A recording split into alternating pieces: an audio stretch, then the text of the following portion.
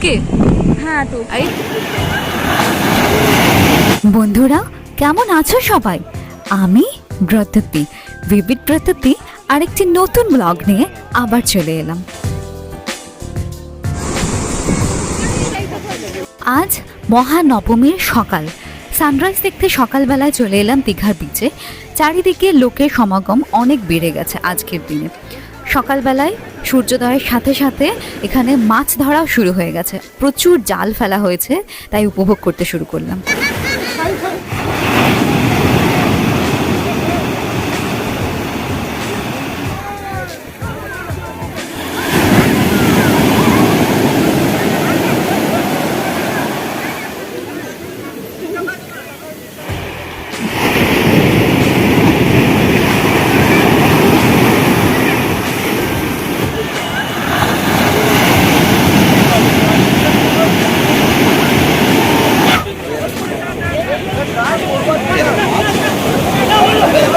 এখন সকাল 6:30-7টার মতো বাজে, আর এই এত বড় একটা জাল সমুদ্রে ফেলা হয়েছে মাছ ধরার জন্য। মাঝিরা ফেলেছিল, তাতে প্রচুর মাছ উঠেছে।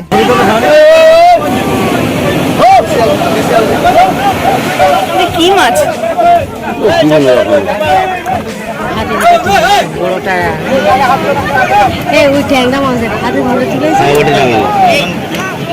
বাপ রে, জালে কত মাছ উঠেছে, কিলবিল করছে মাছ, সাথে কাঁকড়া উঠেছে, চিংড়ি, বিভিন্ন রকমের সামুদ্রিক মাছ উঠেছে। এখন এইগুলো নিয়ে গিয়ে অনেকে কিনছেন এখান থেকে, আবার এইগুলো মার্কেটে বিক্রি হবে।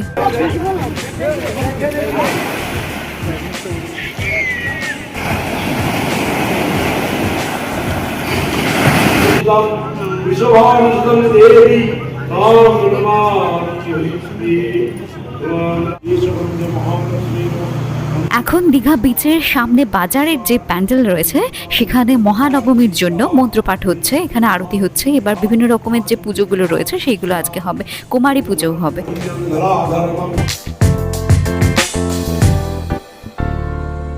মহানবমীর বিকেলবেলায় আমরা চলে এলাম চন্দনেশ্বর মন্দির। দীঘার খুব কাছে অবস্থিত এই চন্দনেশ্বর মন্দির, এটি ওড়িশার বালাসোর জেলার অন্তর্ভুক্ত এই একটি বিখ্যাত জাগ্রত শিব মন্দির।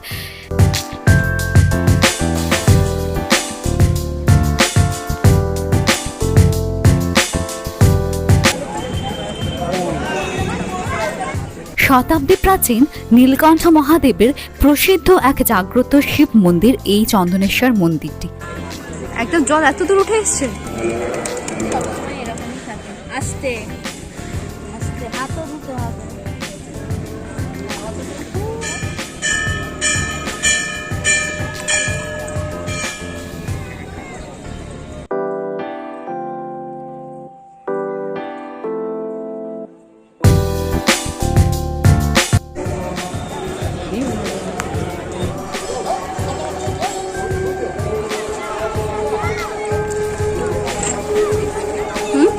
চলে যাও, মা চলে যাও, পা ধোবে না। দীঘা সমুদ্র সৈকত থেকে মাত্র 8 কিলোমিটার দূরে অবস্থিত এই চন্দনেশ্বর মন্দিরটি। কলিঙ্গ স্থাপত্যের নির্মিত এই মন্দিরটি চৈত্র মাসে বা মার্চ এপ্রিল মাসে 13 দিন ধরে চৈত্র মেলা বা চড়ক উৎসবের জন্য এই বিখ্যাত এই মন্দির। আর এই সময় প্রচুর ভক্ত সমাগম ঘটে, প্রায় লাখখানেকের উপর মানুষের ঢল ভক্তের সমাগম এই মন্দিরে ঘটে এই চড়ক মেলার উৎসবের সময়। সারা প্রাঙ্গণ জুড়ে উৎসব চলে।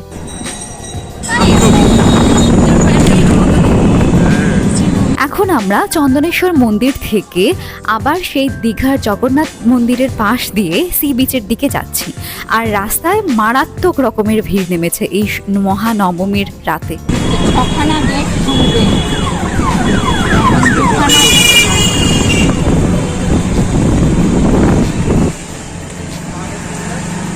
আজ আমাদের দীঘায় শেষ দিন, আজ দশমী উৎসব। দশমীর বিদায় বেলায় চারিদিক যেন বিষণ্ণ হয়ে আছে। সেই রাত থেকে, মাঝ রাত থেকে যে বৃষ্টি শুরু হয়েছে এখন একটু কমেছে, আর আজ আমাদের চেক আউট করার সময়। এখন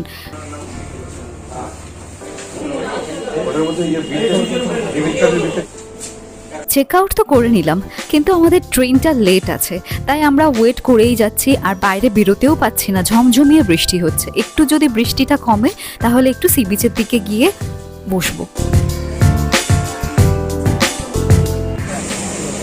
ফাইনালি বৃষ্টি অনেকটা কমেছে, এখন একটু ক্লিয়ার আকাশ, যদিও মেঘ রয়েছে, কিন্তু পরিবেশটা অসাধারণ লাগছে, খুব সুন্দর লাগছে। এখন একটু বাইরে গিয়ে দেখা যাক সমুদ্রের ধারে কেমন লাগে, সমুদ্র উত্তাল কেমন হয়ে আছে, একটু দেখে আসি। দশমী সবাইকে জানাই শুভ বিজয়া দশমী। আজকে আমাদের ট্রিপ শেষ হয়ে গেল, খুব এনজয় করলাম। 3 দিন খুবই গরম ছিল, খুবই রোদ ছিল। আজকে ফাইনালি কাল রাত থেকে বৃষ্টি শুরু হয়েছে, যেন পরিবেশটা খুব ঠান্ডা। আর আমাদের ট্রেনের টাইম শিডিউলটা একটু ডিলে করেছে, তো এখন আমরা আবার হোটেলে চেক আউট করে আবার সি বিচের দিকে যাচ্ছি। এই যে গ্রিন পার্কের কাছে। আজকে ওয়েদারটা দারুণ, অসাধারণ ওয়েদার। কাল সারা রাত থেকে ধরে বৃষ্টি হয়েছে, মেঘ করে আছে আর বৃষ্টি হয়ে হচ্ছে। কলকাতায় কি অবস্থা, আর কলকাতায় অত হয়নি। পিকনিক করতে দেখেছি এই ঝাউবনটায়, তারপর অনেকজন পিকনিক করতে দেখেছি, তাই সব নিজস্ব গাড়ি নিয়ে এসছে। এখানে ভেতরে উঠতে দিয়েছিল? হ্যাঁ, ওখান দিয়ে জাস্ট ঢুকে দেওয়া যায় টোপকে। হ্যাঁ, টোপ। আর এই সামনে জগন্নাথ দেবের মাসির বাড়ি। হ্যাঁ, কালকে এইখানটা পুরো ভরে গেছিল পিকনিক। আর সবাই বেশিরভাগই নবমী রাত। এখন তো বৃষ্টি হয়েছে, সবচেয়ে বাড়ি যাওয়ার পথে কিন্তু আমাদের ট্রেন লেট। হ্যাঁ, আমাদের ট্রেন লেট, তো সেই জন্যই তো একটু টাইম পাচ্ছি, নাহলে আজকে সকাল থেকে বেরোতেই পারিনি। হ্যাঁ, বৃষ্টির জন্য। ওই মেঘ, কালো মেঘ হয়ে আছে। ওয়েদার দারুণ, বৃষ্টি ঝমঝমিয়ে এলেই সব গেল। মন্দিরে আশ্রয় নিতে হবে আমাদের। হাওয়া দিচ্ছে কিরকম দেখেছিস?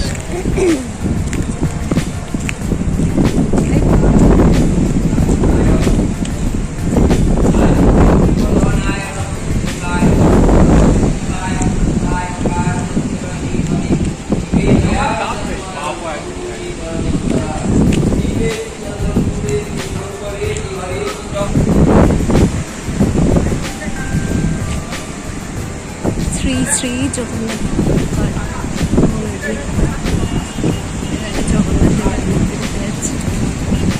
এই মন্দিরটি হলো জগন্নাথ দেবের মাসির বাড়ি এই দীঘায়। একেবারে দীঘার সমুদ্র সংলগ্ন এই মন্দিরটি, আর এর পাশেই নতুন বিচ তৈরি হচ্ছে, নতুন রাস্তাও তৈরি হয়েছে, খুবই সুন্দরভাবে বাঁধানো চারিদিক।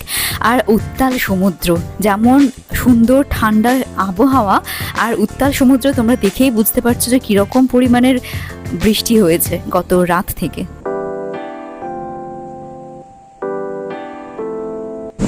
কি উত্তাল সমুদ্র, একদম বিশাল বড় বড় ঢেউ।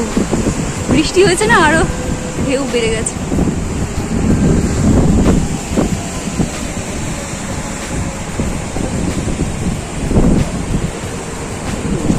সমুদ্র উত্তাল, কি জোরে আওয়াজ হচ্ছে।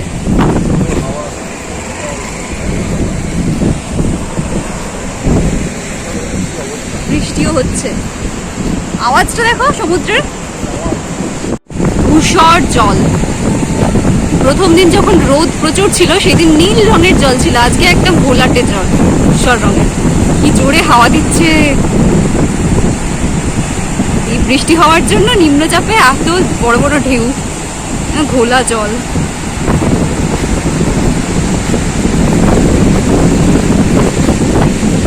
পুরো বিচ ফাঁকা আজকে, বিচটাই তো দেখা যাচ্ছে না।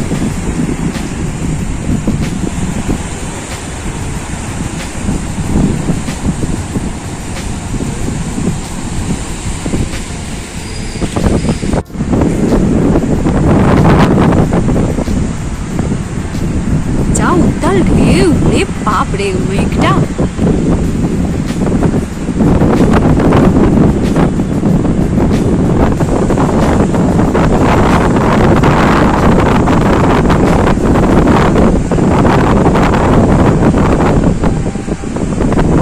সমুদ্রের ধারে এখন কি মারাত্মকভাবে যে হাওয়া দিচ্ছে তা তোমরা ভিডিও দেখে বুঝতে পারছো, আর আওয়াজ শুনে ভালোই বুঝতে পারছো। মারাত্মক হাওয়া, বৃষ্টি আসছে। এই যে বাগানে, ঝাউ বাগানের মধ্যে আমরা এখন হাওয়াতে উড়ে বেড়াচ্ছি।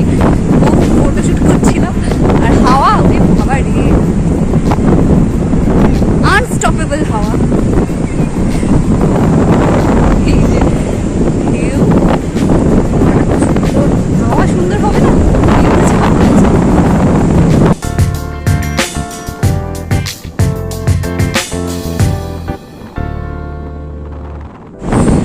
আমার চুল সব গেল, দেখতে পাচ্ছি না কিছু, এত হাওয়া দিচ্ছে বাবা রে। ওইদিকে বিশাল বিশাল ঢেউ, আর এইদিকে আমরা ঝাউ বাগানে বসে গেছি পিকনিক স্পটে। তোমার চুলের অবস্থা দেখো।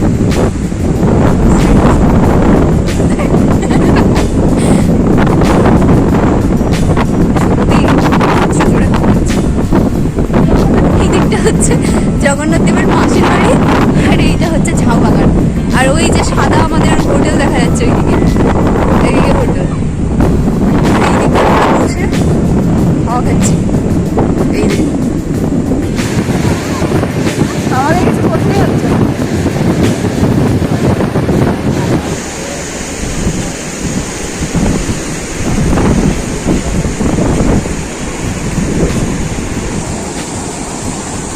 না, শেষ দিনটা বেশ ভালোই মজা হলো, যদিও সেরকম কিছু ঘুরতে পারলাম না, তবুও বেশ ভালোই মজা হলো।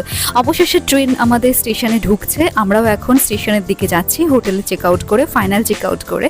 তো কেমন লাগলো এই দীঘা সিরিজটা? এই সিরিজটা দেখতে হলে প্লে লিস্টে গিয়ে সবাই দেখতে পারো, সেখানে সমস্ত কিছু ভিডিও দেওয়া আছে।